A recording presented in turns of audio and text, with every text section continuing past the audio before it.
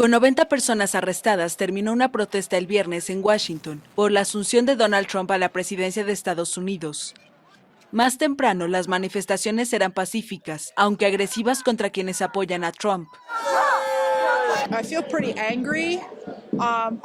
Me siento muy enojada. También creo que mucha gente que votó por Trump no tiene idea a lo que votaron, porque ellos están insatisfechos con sus vidas como las nuestras. Mucha gente y él cayeron para el chivo expiatorio que se ofrece a menudo en vez de soluciones, y están para crear una gran decepción.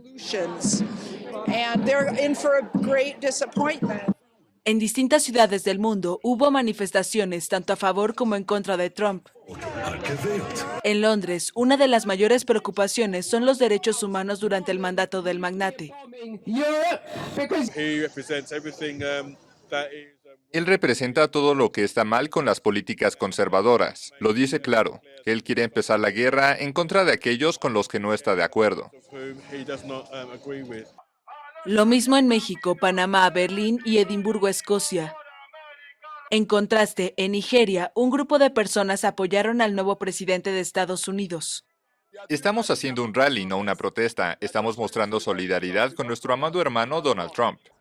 Donald Trump el viernes se convirtió en el presidente con menor índice de popularidad en 4 décadas. Donald Trump, pay your taxes, keep your hands